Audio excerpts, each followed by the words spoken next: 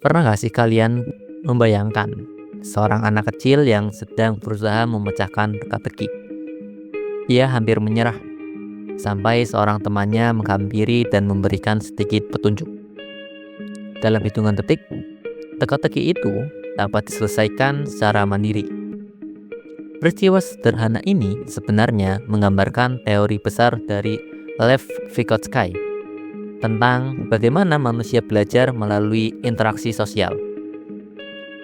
Pada kesempatan kali ini, kita akan membahas secara komprehensif mengenai teori belajar kognitivisme dengan fokus pada kontribusi pemikiran Lev Vygotsky, seorang psikolog Rusia yang memberikan pengaruh besar terhadap cara kita memahami proses belajar manusia dalam konteks sosial dan budaya.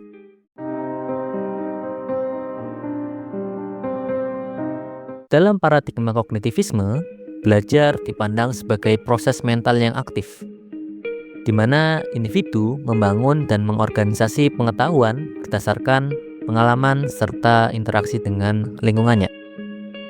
Berbeda dengan pandangan behaviorisme yang menekankan stimulus dan respons, kognitivisme menempatkan pikiran, ingatan, dan pemrosesan informasi sebagai inti dari belajar.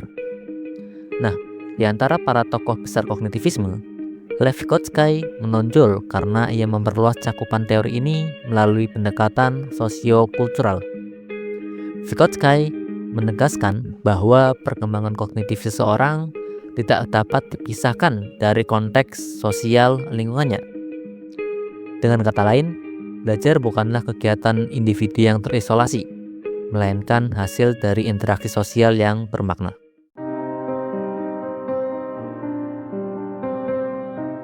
Salah satu konsep paling sentralistik dari teori Vygotsky adalah Zone of Proximal Development atau biasa disebut ZBD. ZBD adalah jarak antara apa yang bisa dilakukan oleh individu dan apa yang bisa dilakukan dengan bantuan orang lain yang lebih ahli. Dengan kata lain, ZBD menggambarkan wilayah tumbuh seseorang, area di mana pembelajaran paling efektif terjadi. Disinilah peran guru, orang tua, atau teman sebaya menjadi sangat penting. Mereka berfungsi sebagai orang lain yang lebih tahu, yaitu orang yang memberikan dukungan sementara agar peserta didik mampu mencapai level kognitif yang lebih tinggi. Sebuah gambaran, seorang siswa mungkin belum bisa mengerjakan soal matematika yang sangat sulit. Tetapi, jika dibimbing oleh guru atau temannya yang lebih paham, dia bisa melakukannya. Nah, di titik itulah proses belajar sebenarnya terjadi, di dalam zona perkembangan proksimal.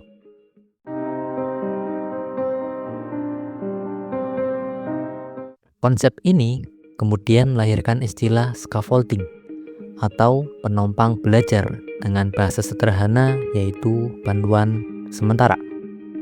Scaffolding berarti memberikan bantuan bertahap seperti menjelaskan, memberikan contoh, mengajukan pertanyaan pemicu, atau memberi umpan balik. Seiring berjalannya waktu, bantuan ini secara perlahan dikurangi sampai peserta didik mampu mandiri. Dengan demikian, scaffolding bukanlah bentuk ketergantungan, tetapi strategi untuk menumbuhkan kemandirian kognitif. Prinsip ini secara praktis bisa diterapkan dalam bentuk pembelajaran modern, seperti diskusi kolaboratif, pembelajaran berbasis proyek, atau tutor sebaya. Semua model ini berakar dari pemikiran Vygotsky, yang melihat interaksi sosial sebagai fondasi utama perkembangan intelektual.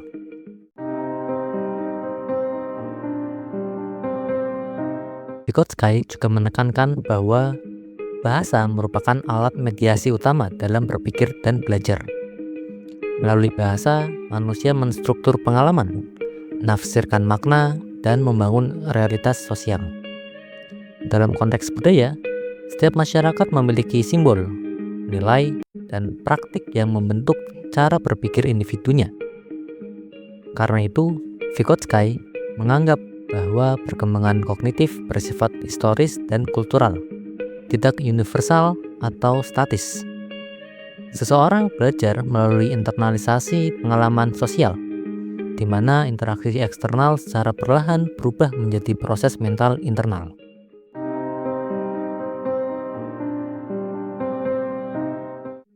Dalam praktik pendidikan, teori Vygotsky memberikan dasar bagi pendekatan pembelajaran yang bersifat konstruktivistik dan kolaboratif.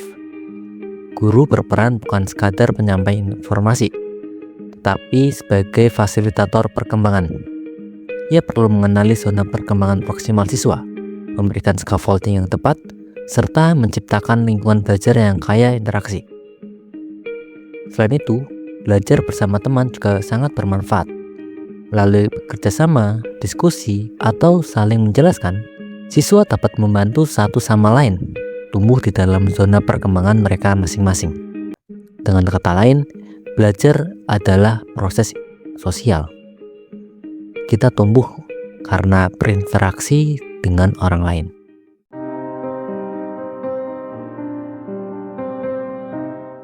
Dari perspektif Vygotsky, belajar sejatinya adalah proses sosial untuk menjadi manusia yang berpikir. Melalui dialog, bimbingan, dan pengalaman bersama, seseorang membangun struktur kognitifnya sendiri. Teori ini menantang kita untuk melihat pendidikan bukan sebagai proses transfer pengetahuan, tetapi sebagai proses transformasi kesadaran melalui interaksi sosial. Jadi, ketika kita belajar bersama, berdiskusi, atau saling mengajarkan, kita sedang menjalankan esensi teori Vygotsky, membangun pengetahuan melalui kebersamaan.